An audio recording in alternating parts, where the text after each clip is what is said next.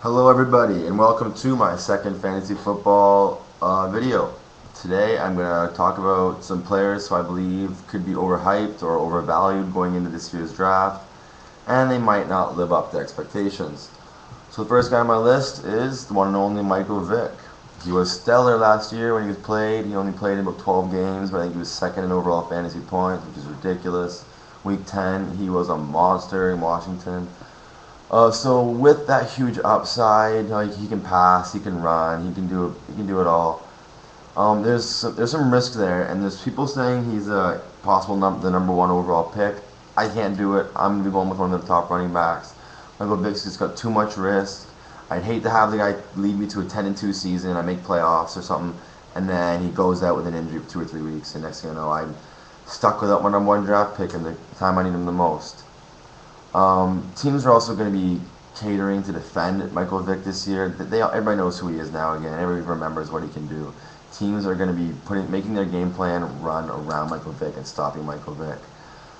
So I'm not saying avoid Vick. I'm just saying, as the number one pick, I think that's pretty risky. He could lead you to fantasy glory, but he also may end up taking you to the playoffs and just making you lose, like the Eagles have done so many times lately themselves. All right, next player is Deshaun Jackson from the same team, the number one wide receiver on that team. I guess in name, I prefer Jeremy Maclin if I was gonna be drafting one of these two guys this year. Right now, he's going ahead, or Deshaun Jackson is going ahead of guys like Reggie Wayne and Mike Wallace. Reggie Wayne caught over 100 passes last year. Mike Wallace in his rookie or sophomore year, whichever it was, caught 1257 yards, 10 TDs. The kid's a speed demon, just like Jackson, but he gets a lot more looks, makes the catches. I just don't see how you can take Deshaun Jackson ahead of guys like Reggie Wayne and Mike Wallace when he only had like 62 catches last year, something like that.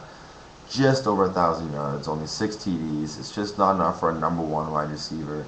A guy being taken this early, he needs better stats than that. The next guy up on the chopping block, Peyton Hillis. People know about this. He's got Colt McCoy as a QB. So teams are going to be looking to stop Peyton Hillis. He's the guy they're afraid of right now. They're aware of what he can do. He wore down last year as well. He's going to be sharing touches because of that.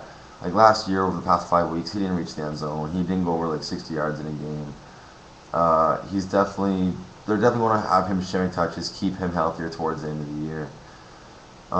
Next up is A.J. Green for Cincinnati, the rookie wide receiver. Kid's extremely talented, but he's a rookie. Like I said, he's got an unproven QB in Cincy with Carson leaving town. So I would rather take guys like Mario Manningham, Pierre Garçon, who have Manning brothers throwing to them. Julio Jones is another rookie who I'd probably rather take, just because he has Matt Ryan throwing to him. Roddy White on the opposite side of the field, kind of taking away some attention. So AJ Green to me is a bit of a risk in his first year. Don't reach for this guy just because of his talent.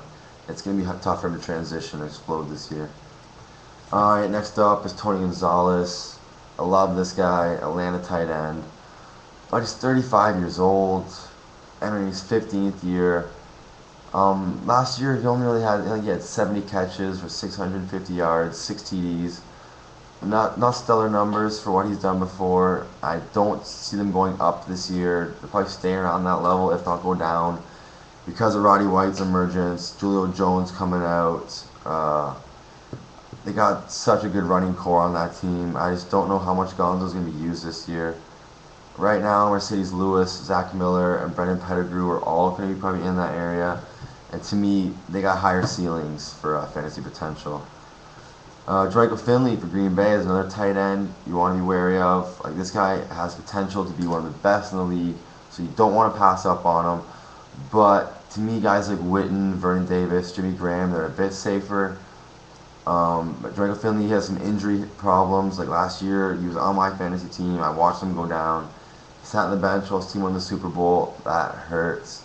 So he's obviously going to want to come back and prove something, but I just don't know how much the team's going to use him after having found out how to win a Super Bowl without the guy. So much potential here, just also so much risk. So you gotta keep that in the back of your head when you're drafting Jermichael Finley. And a quick one here on Marcus Colston. Basically, he's coming off microsurgery. He shares the ball with Jeffrey Henderson, Lance Moore, Robert Meacham. They got that new stud tight end Jimmy Graham coming out. 1,000 yards could be tough for Colson to achieve this year. So I don't know if you want to be drafting him as a number one, number two wide receiver anymore. Ryan Matthews, young sophomore running back, showed how explosive he can be, but he got hurt. He let Mike Tolbert come in. Mike Tolbert ran great. Is now probably going to be stealing some touches. Antonio Gates is going to be 100% healthy. It's looking like he's going to be a red zone target monster. He's just a PPR target monster in general. Running backs like LeGarrette Blount, who I'm really talking about a lot this year, I think are better picks, kind of going in the same area. I'm a little worried about Ryan Matthews. He's not a guy I'm really looking to go out and get this year. And my last one is Sam Bradford, the stud rookie for the Rams last year. He had like 3,500 yards, 18 TDs, 15 picks as a rookie. Retarded numbers for, I don't want to use that word, amazing numbers for rookie QB. I do have some doubts though. Those were really good numbers for a rookie. I don't think those numbers are going to explode. I wouldn't be surprised if he repeated those numbers. 3,500 yards, maybe 20 TDs, 10 to 15 picks. He's going to be solid, but don't go stretching on him thinking he's going to explode this year. The offense still has Steven Jackson, 1,000-yard workhorse. They're going to be running around him. There's still no number one wide receiver on that team, so Sam Bradford is going to be a good QB again this year. I just don't think he's going to be a stellar one. And that is it for my players. I hope you guys enjoyed watching my video. Hope you guys learned something. Hope it wasn't too long. Hope it didn't bore you. This is Koopa Fantasy saying you can find me at koopafantasy.wordpress.com. Follow me at Twitter at Blackie_Mike, or just comment on here, ask me where I can get a hold of me. I love to chat. I'm obsessed with fantasy football, so get a hold of me, guys. Peace.